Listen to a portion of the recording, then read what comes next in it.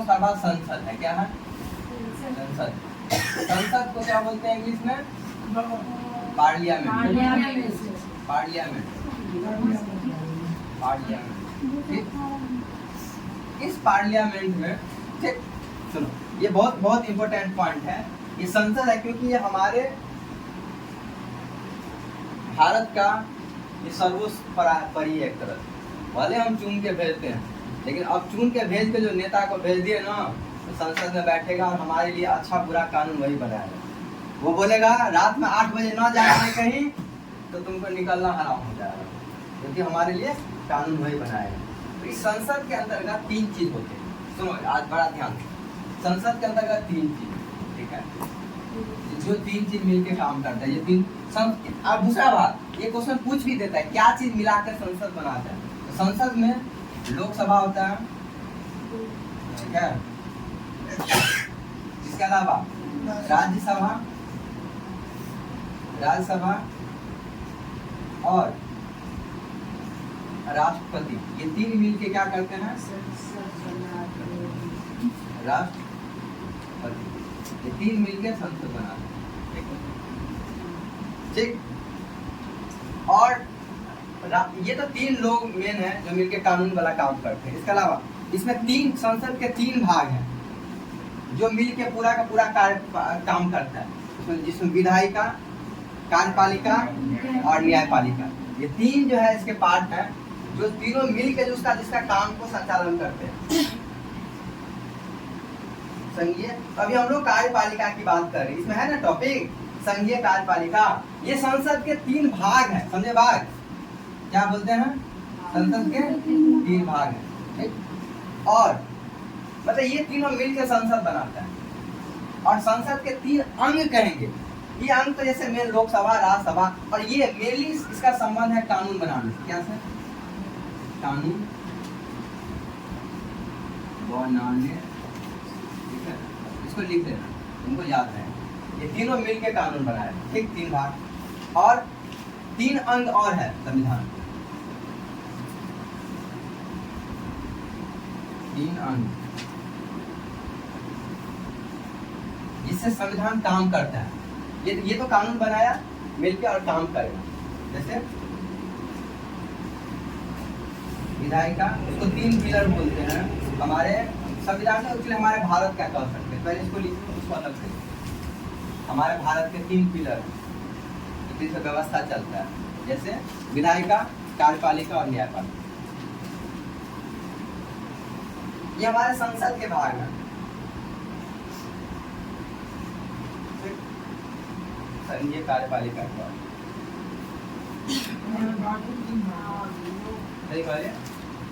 संसद, हाँ देखो संसद के 3 भाग, लेकिन भारत के जो पूरा का पूरा सिस्टम चले थे ना,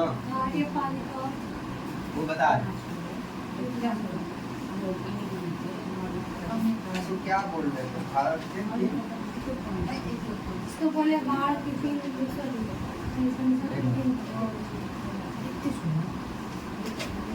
एक टर्म भारतीय व्यवस्था, भारतीय राजनीतिक व्यवस्था, राजनीतिक व्यवस्था,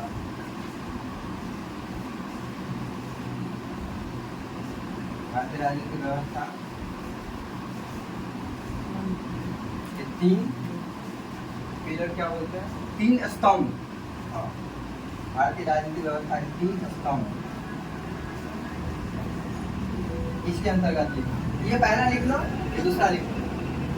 इसके अंतर्गत लिखेंगे विधायिका, कार्यपालिका, न्यायपालिका। और पहला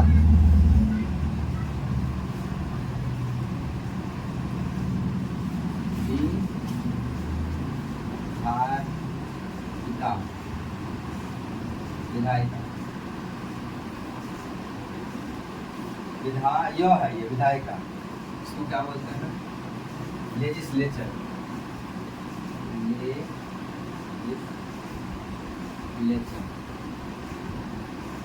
इसी के अंदर मेरी संसद आता है जो कानून बनाता है, यही है संसद। ये विधायिका ही संसद है। अभी सबको समझा देते हैं, तो समझ में आएगा। दूसरा पार्ट है हमारा 3 स्तंभ में कार्यपालिका। कार्यपालिका इसको बोलते हैं एग्जीक्यूटिव,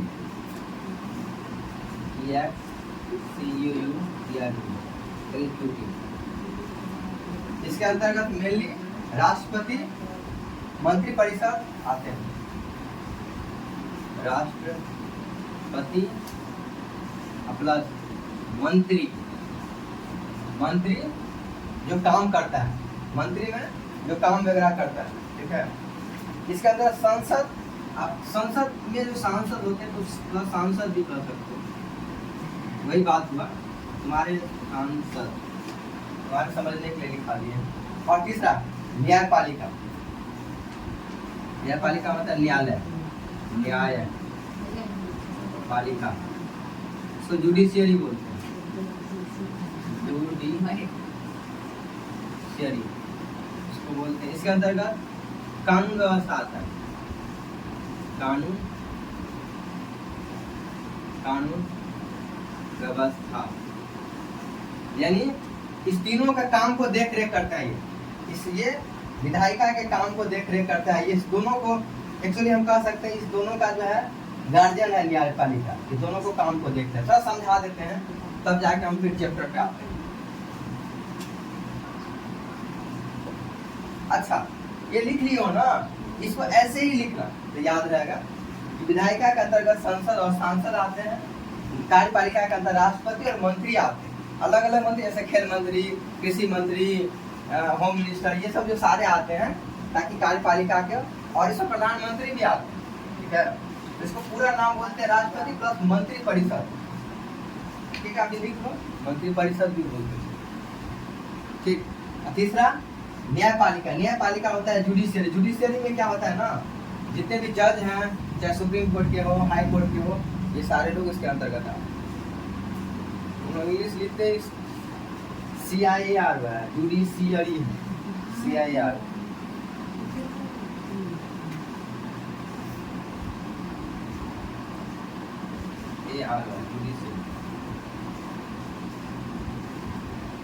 जुडिशियरी। चलो, अब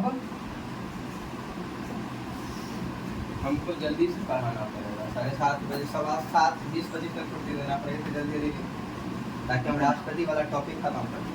ऐसे थोड़ा देखते हैं हो नहीं पाएगा, लेकिन फिर ये पार्ट समझा देंगे तो वो थोड़ा जल्दी समझ में आ जाएगा। देखिए टेंशन का हाथ नहीं चल रहा है, इतना राखी बांध लिया है बेचारी हाथ में, उसका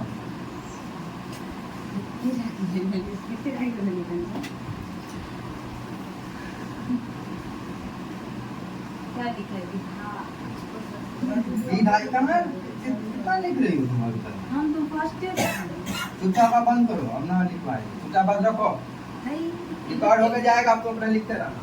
चलो आज लोड हो जाएगा, सुनो रुको ना, बाद में ब्रेक मिलेगा, अपना छापते रहना। सुनो, अब इसको नहीं मिटाएंगे, सुन लो पहले। देखो, भारत के जो राजनीतिक व्यवस्था है वो 3 चीजों को मिला के चलाते हैं, विधायिका, कार्यपालिका और न्यायपालिका। सुनो, विधायिका का काम होता है कानून बनाना। एक लाइन यहाँ पे एगो चीज और जोड़ना पड़ेगा जो बाद में लिखना है। विधायिका का काम क्या है? कानून बनाना। रुक जाओ, बाद में अपना जोड़ना, ये मिटेगा नहीं। विधायिका का काम क्या है? कानून बनाना। तो विधायिका में सारे मंत्री संतरी विधायक विधायक का सारे आते हैं, समझे बात? ये विधायिका में पूरा का पूरा संसद आता है, समझे बात? जो अभी तुम जितने एमएलए, मतलब एमएलए तो होता है राज्य स्तर पर, अगर हम संसद के स्तर पर देखें, जितने भी एमपी सांसद जो होते हैं ना, सांसद को चुना जाता है ना, अपने शाहजहांपुर में है ना सांसद, तो वो यहाँ से चुन के संसद भवन दिल्ली में जाएगा और दिल्ली में बैठ के वो लोग कानून बनाएगा। आया बात समझ में? तो ये विधायिका का काम है कानून बनाना। कानून बनाने के लिए क्या होता है? लोकसभा होता है। अब संसद में 3 घर है, 3 लोग मिल के कानून, ऐसे नहीं कानून पास हो जाता। लोकसभा उस पर मोहर मारता है, राज्यसभा मोहर मारता है, मतलब वोटिंग हो जाता है, फिर राष्ट्रपति उस पर अंतिम फाइनल मोहर मारता है, क्योंकि राष्ट्रपति हमारे देश के सर्वोच्च परापरी है, प्रधानमंत्री नहीं है हमारे देश के सर्वोपरि। हमारे देश के सर्वोपरि कौन है? राष्ट्रपति। राष्ट्रपति फाइनल मोहर मारेंगे तब जाके वो कानून क्या आता है। उसका क्या प्रोसेस है फिर समझा देंगे, लेकिन अभी हमारा मेन टॉपिक क्या है? विधायिका के अंतर्गत ये कार्यपालिका के अंतर्गत क्या होता है। सुनो, अब कानून बन गया कि जैसे लड़कियों के लिए कोई हम प्रोग्राम चलाए या हम सड़क के लिए पैसा अलॉट किए कुछ, तो वो क्या किया जाता है, वो हर मंत्री को काम दिया जाता है। जैसे जो अगर सड़क वाला काम है तो सड़क मंत्री, रेलवे वाला काम है तो रेल मंत्री को काम दिया जाए। अब रेल मंत्री अपने डिपार्टमेंट को मिला के वो काम को करता है। फिर से समझाते हैं, कानून तो बन गया, कानून सब लोग मिलकर बनाएगा बैठ के, जितने भी संसद में लोग हैं। लेकिन ये जो कानून के बाद जो हम जो जैसे पीएम किसान हिमालय योजना में पैसा दी, सब लोग मिलकर कानून बनाए कि इस फंड में इतना 1000 करोड़ लगेगा, इस साल रोड में इतना लगेगा, सब मिलकर तो बना लिए कानून। लेकिन उसको काम सब नहीं करे, काम मंत्री करते। कोयला मंत्री कोयला वाला काम, कपड़ा मंत्री कपड़ा वाला काम, शिक्षा मंत्री शिक्षा वाला काम, समझे बात? वो उसको काम दिया जाता है। अरे बात समझ में? तो मंत्री द्वारा काम किया जाता है, कानून बनाने के बाद वो काम है। इसीलिए ना घोटाला होता है, उस मंत्री को बहुत पावर होता है। अगर रेल मिनिस्टर है तो पूरा देश का एक ही रेल मिनिस्टर है, उसके अंदर पूरा देश का पूरा रेल बजट क्या है, रेल में जितना पैसा का हिसाब किताब होगा कौन करेगा? रेल मिनिस्टर करेगा। हाँ, ये अलग बात है, वो अकेले मिलकर काम नहीं करेगा। उसके अंतर्गत पूरा डिपार्टमेंट होता है, आईएएसओ का ग्रुप होता है, आईएएस का सेक्रेटरीज होता है, वो सब मिलकर काम करता है। ये बहुत बड़ा पद होता है, मंत्री बहुत बड़ा पद होता है। उसके अंतर्गत जितने भी हर राज्य के आईएएस ऑफिसर होंगे सबके साथ मिलकर ये काम, वो पैसा डिस्ट्रीब्यूट करेगा, सबका हिसाब किताब लेगा, तब जाके ये काम करता है। तो देखने में लगता है ना, असल बात है सबसे बड़ा पोस्ट मंत्री का है। जी सर, सलाम सर, वो तो मूवी सब में दिखा देता है कि पढ़े लिखे लोग थोड़ा आईएएस वाईएएस का हम लोग मंत्री तो बन ना सकते, तो देखते हैं पढ़ लिखे यही बन जाता है। तो इसीलिए नहीं तो कहीं ज्यादा ही सबका पावर है मंत्री का जो है पावर, क्योंकि इसके अंदर सारे आईएएस वगैरह होते हैं। हाँ, संवैधानिक तौर पे मतलब इसका मतलब ये नहीं कि उसका इज्जत नहीं है, काम तो मिल आईएएस से सब करता है सब तो। चलो न्यायपालिका में अब ये दोनों तो काम कर रहे हैं। विधायिका देखो, न्यायपालिका एक तरह से गार्जियन की तरह काम, ये देख रहा है कि विधायिका जो कानून बना रहा है वो कानून सही है कि नहीं, तो कौन जांच करेगा? न्यायपालिका। कार्यपालिका कोई काम गड़बड़ तो नहीं कर रहा है, अपने क्षेत्र के दायरे से तो नहीं कर रहा है, तो लोगों को भलाई के लिए तो ऐसा नहीं तो कुछ गड़बड़ कर रहा है, ये काम कौन देखेगा? न्यायपालिका। सिंपल सी बात है, न्यायपालिका यानी कानून व्यवस्था करते हो, बोलते हैं कानून व्यवस्था। जैसे पुलिस को ही कोई कानून दे दिया गया, लेकिन वो कानून सही से अप्लाई कर रहा है कि तो कौन देखेगा? ये न्यायपालिका के पास भी बहुत पावर, मंत्री संतरी सब इसके सामने सटक सितारा। अगर कोई जुर्म करता है तो सब इसके नीचे। बड़े बड़े मंत्री को हाई कोर्ट में ऐसे ही बुलाया जा सकता है, आपने ऐसा क्यों किया? तो वो लालू जी तक मुख्यमंत्री थे तब जेल में हवा खा रहे। और इसके पास सच में न्यायपालिका के पास बहुत पावर है, मतलब इसमें अपने अपने क्षेत्र में सबको स्पेशल बहुत पावर दिया गया। तो ये पूरी की पूरी व्यवस्था चलती है। तो अब हमारा टॉपिक है संघीय कार्यपालिका। संघीय कार्यपालिका में क्या आएगा? संसद आएगा, और संसद में क्या आता है? राष्ट्रपति, लोकसभा, राज्यसभा। तो हम पहला क्या टॉपिक पढ़ने जा रहे हैं? आया बात समझ में? लिंक हो गया? तो ये सब तो चीजें इसमें नहीं है लूसेंट में, इसलिए एक्स्ट्रा पढ़ना है, समझे बात? तो बहुत लोगों को लगता है लूसेंट सीधा पढ़ के पास हो जाएंगे, तो लूसेंट में तो बहुत लगता तो है कि कमे दिया हुआ, लेकिन लूसेंट बहुत दिया हुआ है, ऑब्जेक्टिव छाट। चलो अब हम आते हैं राष्ट्रपति। तो जब हम किसी भी टॉपिक का चर्चा करते हैं तो पहला हमारा क्या होगा कि हम अनुच्छेद अनुच्छेद चीजों को थोड़ा बहुत पढ़ें। तो 53 अनुच्छेद में क्या कर रहा है? अच्छा एक चीज और बताते हैं, देखो संघ का चर्चा करना 52 से लेके है ना 151 में, ठीक। तो देखो भारतीय संघ का कार्यपालिका शक्ति कितना में शक्ति राष्ट्रपति में निहित होगी। ये अंतिम बात इसमें 53 में कहा है कि जितनी भी इसके अंदर एक और अनुच्छेद है, 52 नहीं पढ़ना है, लेकिन 53 में ये कह रहा है कि इस देश का सर्वोपरि कौन होगा? राष्ट्रपति होगा। तो कब तुमसे कहा जाए कि कितना अनुच्छेद में ये बात कहा गया है कि देश के सबसे बड़े सर्वोपरि कौन होंगे? राष्ट्रपति होंगे। तो ये 53 अनुच्छेद में कहा गया है कि देश के सबसे बड़े कौन होंगे? राष्ट्रपति होंगे। भारत में संसद व्यवस्था का अपनाया गया है, बल्कि मंत्रिपरिषद लोकसभा के प्रति उत्तरदायित्व होते हैं, अतः राष्ट्रपति नाम मात्र के कार्यपालिका तथा प्रधानमंत्री। हाँ, ये तो बात ठीक है। देखो हम कहने के लिए तो ठीक है, सच में राष्ट्रपति को बहुत पावर दिए, लेकिन वास्तविक रूप से हम किसको हेड मानते हैं? प्रधानमंत्री ऑल इन ऑल काम करता है, राष्ट्रपति कोई काम नहीं करता है। राष्ट्रपति कहने के लिए संविधान में हीरो है, लेकिन ये कहा जाता है, हमारे संविधान में लिखा गया है कि राष्ट्रपति काम करेगा, लेकिन किसके सलाह से? मंत्रिपरिषद के सलाह। अब समझाते हैं टॉपिक। हमारे घर में अगर ठीक है बहुत बूढ़े बुजुर्ग हैं सब, ठीक है, हमारे दादा हैं, दादाजी जिंदा हैं, लेकिन अपने टाइम में वो भी ठीक है, जो भी थे एकदम बूढ़े। हमारे फिर पापा हैं, तो घर का काम कौन करता है? पापा।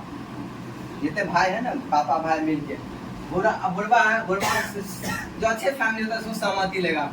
बुढ़वा देखा तो ठीक है, बेटा ठीक है, तू सब गाँव सब बोल भ गेलिए चंद का था ठीक है, मर लाग गेल, कौन चीज गड़बड़ लगेगा? नहीं रो छोरा सब गड़बड़ छो, तो कहते ठीक है, देखे छिए एकरा, कनी हम जांच करते हैं कि ठीक है कि नहीं। राष्ट्रपति बोलेंगे, इसमें रूल है कि राष्ट्रपति को कोई चीज लगे गड़बड़ तो वापस भेज देगा, बोलेगा ठीक, जांच करते हैं कि अच्छा ठीक है, फिर भेज दिया तुम्हारा बेटा सब जबरदस्ती, ना हम तो ठीक है, चारों मिलके 4-5 भाई मिलके बोला ना ना ठीक है बाबा, फिर बोलवा के मजबूर हाँ तुम सब कहे छी ना बाबा ठीक भ गेलो, जब हमार बात मानबी ना, हम तो बूढ़ छिए तो बात और मानिए पड़तो। तो ये बात है। शुरू में क्या था, संविधान में जब कोई विधेयक पास होता था, विधेयक मतलब होता है कानून पास होता था, तो राष्ट्रपति उसको मना कर सकता था, बार बार उसको भेज सकता था। इससे क्या होता था, काम में बाधित होता है।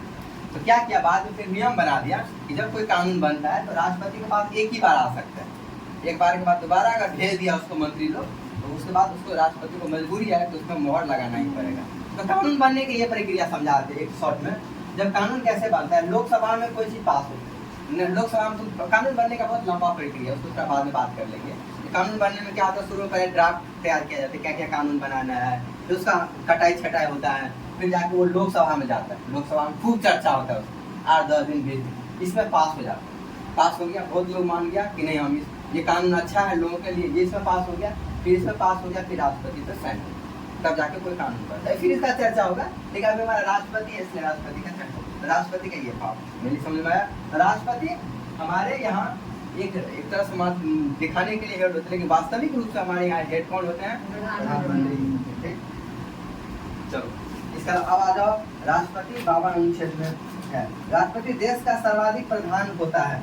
आया बात समझ में? यही बात उस दिन लिखा गया था कि वास्तविक क्या होगा, जितने भी हैं सबके प्रधान कौन होंगे? संवैधानिक प्रधान कौन होता है? राष्ट्रपति। इसके बाद राष्ट्रपति भारत के प्रथम नागरिक होता है, ये भी बात कर दिए। क्या देश में पहला लोग कौन होगा? कौन होगा? राष्ट्रपति होगा। तो ये यही क्वेश्चन आया था ना, राष्ट्रपति के पद के लिए योग्यता, वेरी वेरी इंपॉर्टेंट क्वेश्चन ये सब। अब राष्ट्रपति जो इतना इंपॉर्टेंट पद है, तो राष्ट्रपति की वजह सौरभ राष्ट्रपति यहाँ के बनने के तो क्या योग्यता होना चाहिए? समझे बात? सौरभ का सूत के उठा मनवा के आज चलते हम राष्ट्रपति बनने, उसके लिए कुछ नियम होगा ना। तो राष्ट्रपति के लिए क्या योग्यता होना चाहिए? पहला योग्यता क्या है? राष्ट्रपति के लिए संविधान का अनुच्छेद 58 के अनुसार कहता है कि कोई व्यक्ति राष्ट्रपति होने जब तब होगा जब वो पहला बार वो भारत का नागरिक होगा। आप पाकिस्तान से तुम आ जाओ, हम लोग पाकिस्तानी हैं, तो भारत का तुम क्या हो सकते हैं? तुम बन सकते हो थी राष्ट्रपति? नहीं बन सकते हो। तो पहला काम क्या है कि भारत का वो नागरिक होगा। तो ये तो सबको याद ही रहता है, क्योंकि बाहर के लोग नहीं बन सकते हैं। तो पहला पॉइंट क्या है? भारत का नागरिक। ये सब देख लेना, ये बहुत इंपॉर्टेंट है। भारत का क्या होगा? नागरिक होगा। दूसरा बात सुनो, पहला बात क्या होगा कि पाकिस्तानी लोग नहीं बन सकता है। पाकिस्तानी लोग आया सोचेगा राष्ट्रपति बनना हो तो बन सकता है? नहीं बन सकता है। अपना इंडिया का आदमी दूसरा देश में आके प्रधानमंत्री वो दूसरा नहीं पता। जब देखो, जब वो अपना देश का नहीं बोलते, उसको भारतीय मूल बोलते। जब कंसेप्ट यह है, जब तुम बहुत दिन हमारे यहाँ भी बहुत दिन तक लोग रहने लगता है ना, तो वो सरकार उस देश का उसको नागरिक का मानता है। हाँ, जैसे हमारे यहाँ भी कोई बहुत सालों से रह रहा है, भारत का नागरिक का उसको मानता मिल गया, तब वो चीजें बन सकती। समझ में आया बात? तो भारत तो क्या समझेगा? तो भारत का नागरिक होगा और 35 वर्ष की आयु, ये बहुत इंपॉर्टेंट क्वेश्चन, कितना साल होना चाहिए? 35 वर्ष चाहिए। 35 वर्ष चाहिए, ये बहुत बहुत इंपॉर्टेंट, क्योंकि ये उस बहुत एग्जाम में क्वेश्चन आता है कि कितना साल चाहिए? 35 साल का तुम बुढ़िया होगी तब जाके तुम राष्ट्रपति चुनाव होगी क्या? मंजूरी की इच्छा है। हाँ 35 साल से पहले, 35 साल से पहले सुनो, 35 साल से पहले कोई राष्ट्रपति नहीं बन सकता, चाहे बुढ़वा हो कि बुढ़िया हो। कौन ऐसे मतलब 35 साल। ठीक, तीसरा बात, लोकसभा के सदस्य के निर्वाचित किया जाने योग्य होना चाहिए। इसका मतलब क्या होता है कि लोकसभा के लिए जो जो कंडीशन चाहिए वो होना चाहिए कि लोकसभा में जैसा होता है कहीं ना कहीं उसको कहीं से भेजना होता है कि लोकसभा या राज्यसभा से कहीं से भेजना होता है, तभी जाके कोई राष्ट्रपति बनता है। ठीक है, इसके अलावा चुनाव के समय लाभ के पद पे धारण नहीं होना चाहिए। लाभ का पद मतलब ये होता है कि उस टाइम में कोई ना कोई वो सरकारी जॉब में नहीं होना चाहिए। लाभ का पद का ये मतलब होता है कि कोई भी तुम चाहोगे कि हम नौकरियों करें या राष्ट्रपतियों बने, ऐसा संभव। रिजाइनिंग लेटर दे देंगे पहले उसके। हाँ तो ये होता है रिजाइनिंग लेटर, यही तो झंझट हमारे भारतीय संविधान। राष्ट्रपति ऐसा नहीं रहता ना, ऐसा नहीं रहता तो जितना मास्टर वास्टर सब इलेक्शन में खड़ा हो जाता। बोलता सर रिजाइन तो देना ना पड़ेगा, पहले इलेक्शन में खड़ा हो, जीत जाएंगे तो छोड़ देंगे, ना जीतेंगे तो कोई बात नहीं। ये टीचर खड़ा नहीं हो सकता। बात नहीं समझो, कोई भी सरकार, ये तो इसका सिस्टम का पता नहीं है, हमको खामी लगता है। अगर जैसे क्या होता है जॉब में समझा रहे, जॉब में क्या होता है, अगर तुम मास्टर हो, तुमको कलेक्टर बनना है, कलेक्टर का तैयारी करके बन जाओ, तुम छोड़ दो मास्टर में जाओ। लेकिन राष्ट्रपति में ऐसा नहीं हो, राष्ट्रपति का या सांसद का तुम इलेक्शन लड़ना होगा तो जिस टाइम तुम इलेक्शन लड़ते हो उस टाइम तुमको लिख के देना पड़ेगा हम कोई जॉब नहीं कर रहे हैं सरकारी। तब यही तो बात कर रहे हैं, यही तो दिक्कत है, यही बात तो कर रहे हैं। तो हम भी इलेक्शन लड़ते हैं सारे साल। वैसे अगले साल तो प्लान कर रहे हैं मुखिया के इलेक्शन लड़ा जाए, हारे तो हारे, नाम तो होगा।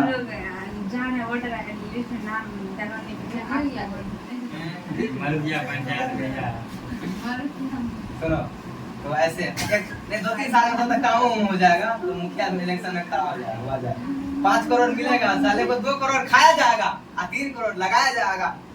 3 करोड़ खा के ही सबको लड्डू उड्डू बांटा। चलो ऐसे जवान लोगों को बनना चाहिए मुखिया, क्या बुढ़वा को बना देता है पता है? सुने के मुखिया जी नहीं वो वहाँ का है ना गाँव का मुखिया शिवनाथ यादव, राहुल सर जो आए थे तो वहाँ टॉपिक किस बात का चलता है, अरे आज सबका छुट्टी हो गया बच्चा को, आज मुर्गा भात मंगाया जाए कि मछली भात मंगाया जाए। मैंने ऐसा लोग सब है टीचर कि बस उसको दिन रात खाने पे ही लगा हुआ है, दारू पियो खाओ और सुनो कोई काम। मतलब ठीक है आपको नेता बनाया गया एक्चुअली उसमें गलती जनता का ही है। जनता की गलती इसलिए है क्योंकि हम लोग जनरली मान के ये रखे हैं कि वो नेता बन गया वो कोई काम नहीं करे जनरली, जबकि हम लोग क्या होते हैं असली बॉस हम ही लोग चुन के भेजे हैं। लेकिन तुम इतना मजबूत इसलिए नहीं हो क्योंकि तुमको मौस मिल गया, किसी को 500 रुपया घूस लेके बना, 1000 लेके घूस बना, 500 रुपया लेके एक वोट पे नहीं तुम लोग वोटिंग लेते हो, नहीं लेते हो।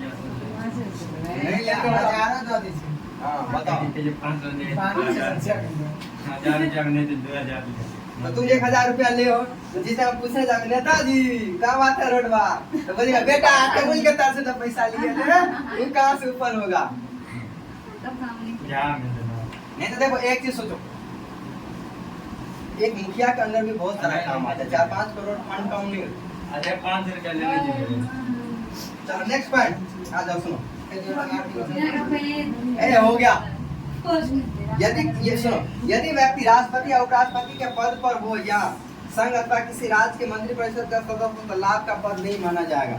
यदि व्यक्ति राष्ट्रपति या उपराष्ट्रपति के पद पर हो या संघ अथवा मंत्रिपरिषद का सदस्य, और ये तो ठीक है, ये मतलब ये बात हम समझा देंगे कि जैसे लोकसभा राज्यसभा में होता है तो वो वहाँ से डायरेक्ट इलेक्शन लड़ सकता है, तो उसको लाभ का पद नहीं माना जा सकता है।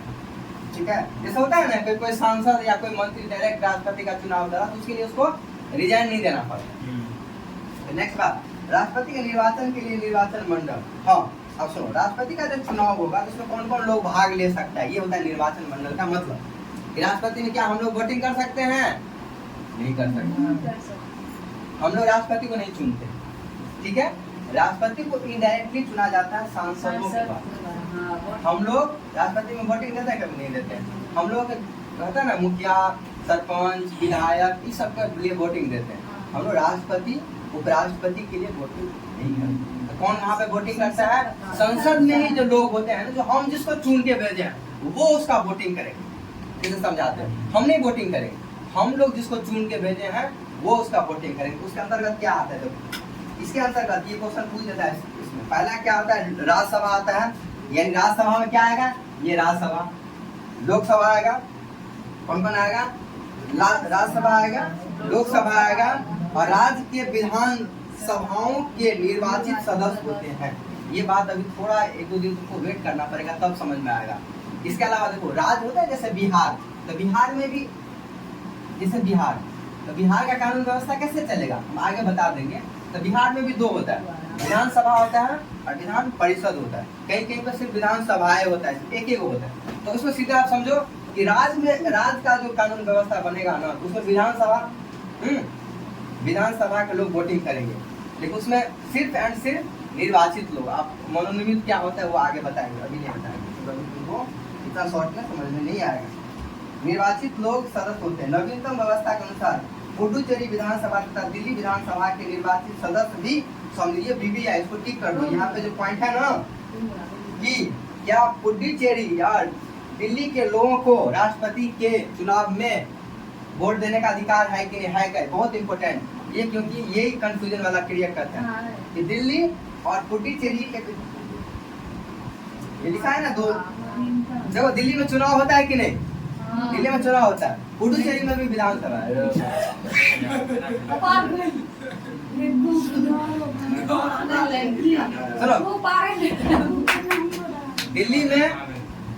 दिल्ली में और पुडुचेरी में वहाँ भी विधानसभा है, वहाँ भी मंत्री चुनाता है।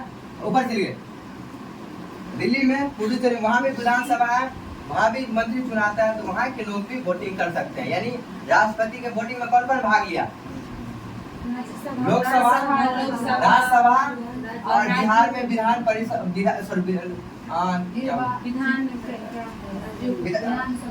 विधानसभा, ठीक है। राज्य के विधानसभा प्लस पुडुचेरी, और दिल्ली में भी दो विधानसभा है। उतने लोग राष्ट्रपति के निर्वाचन में भाग लेते हैं। लोकसभा, राज्यसभा, राज्य की विधानसभा प्लस दिल्ली, ये क्वेश्चन भी पूछा है, दिल्ली और पुडुचेरी के जो विधानसभा है ये भी इलेक्शन में भाग ले सकता है। ये विधानसभा क्या होता है हम समझाएं, थोड़ा याद कर लो कल के क्लास में या नेक्स्ट क्लास में। थोड़ा इसको खत्म कर लेते हैं। जैसे संसद होता है ना देश के लेवल पे, ऐसे ही राज्य के लेवल पे उसका जो है कानून व्यवस्था जो बनता है उसमें दो सदन होता है। तो उसको हम थोड़ा सा इसमें कुछ टिक लगा देते ताकि तुम होमवर्क मिल जाए। राष्ट्रपति पद के उम्मीदवार के लिए निर्वाचन मंडल के सदस्य प्रस्तावित अनुमोदित होते हैं। तो इस बात को अभी भूल जाओ। एक ही व्यक्ति जितनी बार, हाँ हमारे यहाँ की राष्ट्रपति बनने का ये नियम है कि एक आदमी कितना बार राष्ट्रपति बन सकता है, तो जितना बार चुनाए उतना बार बन सकता है। लेकिन ये क्वेश्चन इसलिए बता रहे हैं कहीं भूल से पूछ दे कि अमेरिका में लोग कितने बार राष्ट्रपति बन सकते हैं? तो 2 बार। अमेरिका में कितने बार? 2 ही बार राष्ट्रपति बन सकते हैं। वहाँ पे बगल में कहीं लिख लो, अमेरिका में कितना बार राष्ट्रपति बन सकता है? 2 ही बार। और भारत में कितने बार राष्ट्रपति बन सकते हैं? जब तक बुढ़वा राष्ट्रपति चुनाता रहेगा, राष्ट्रपति बनता रहेगा। राष्ट्रपति का निर्वाचन समानुपाती प्रतिनिधित्व प्रणाली और एकल संक्रमणीय मत पद्धति के द्वारा किया जाता है।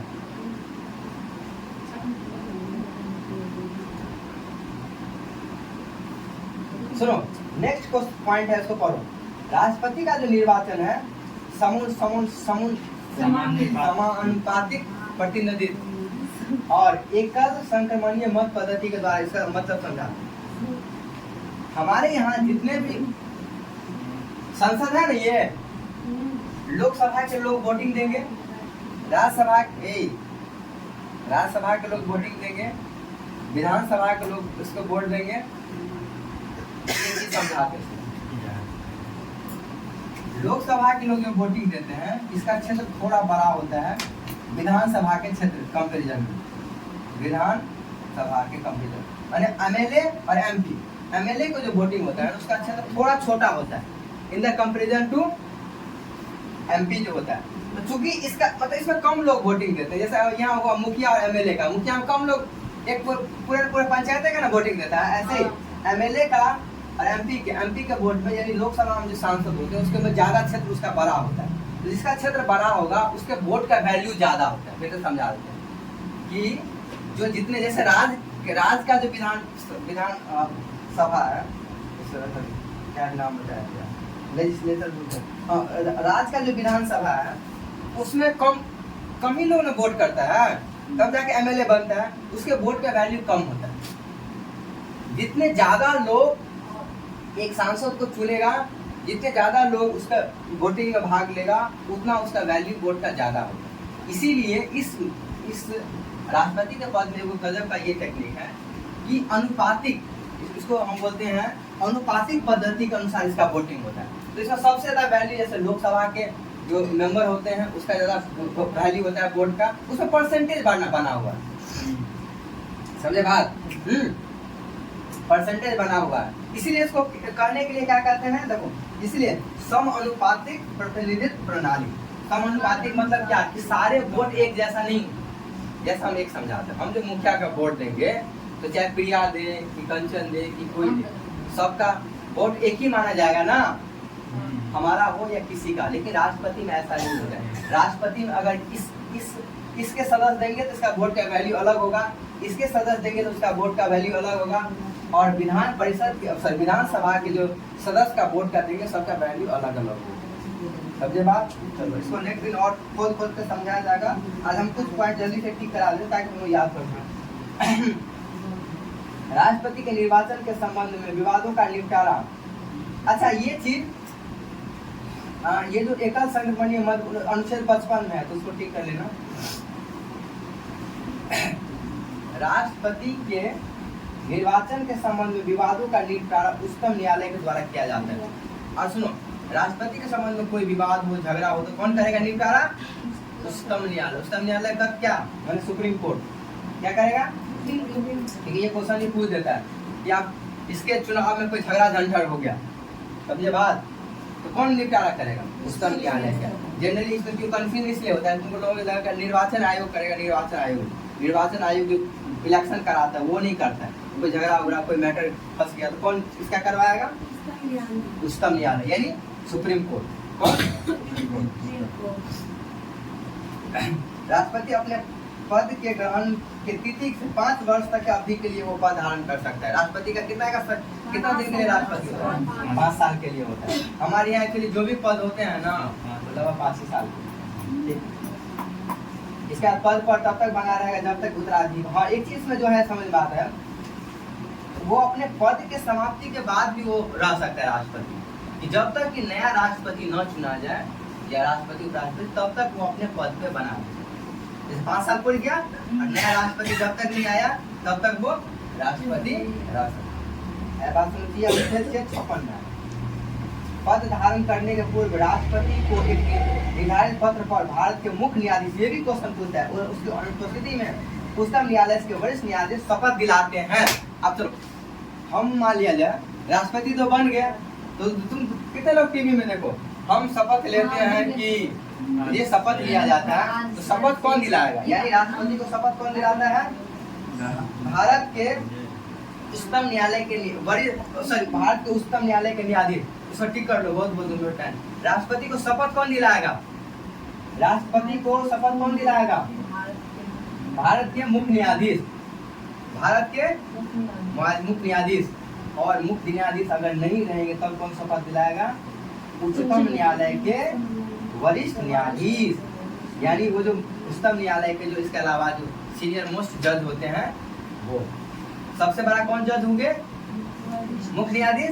मुख्य न्यायाधीश के अलावा और भी जो सीनियर जज होते हैं, उसमें टाइम के अनुसार सीनियरिटी होती है। देखो जॉब में बता, हम समझा देते, जॉब में सीनियरिटी एज के हिसाब से नहीं होती। जैसे तुम भी मास्टर बन गए, जैसे ये भी मास्टर बन गया, ये भी मास्टर बन गया, ये भी बन गया, सब एक साथ मास्टर का ज्वाइनिंग किया तो सब एक ही एज का हो गया।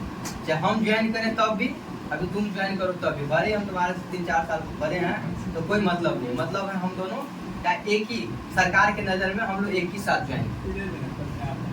हाँ क्या हुआ? अच्छा ठीक है। तो हम लोग एक ही साथ ये सरकार के नज़र में ये हो गया, ठीक है। तो सरकार के मतलब सीनियरिटी या जूनियरिटी का मतलब होता है एक साथ जो ज्वाइन किया है उसमें एज का मतलब नहीं वहाँ, लेकिन जॉब के टाइम में तो तुम्हारा रिटायरमेंट होगा तो वहाँ एज देखा जाता है। तुमको 60 साल तक ये नौकरी मिलेगा, 60 साल के बाद तुम बूढ़े हो गए, तुम नालायक हो, ठीक। कोई काम के नहीं है हम लोग। तो क्या कर रहे थे? धूप से सुनो, पद धारण करने के पूर्व पूर्व फूल धारण के पूर्व भारत के मुख्य न्यायाधीश तथा उसके अनुपस्थिति में उच्चतम न्यायालय के वरिष्ठ न्यायाधीश जो होते हैं उसको शपथ दिलाते हैं। ये दोनों को संतुष्ट है। चलो ओके ठीक है, तो एंड करते हैं। 7:30 हो गया, फिर हमको कहीं जाना है।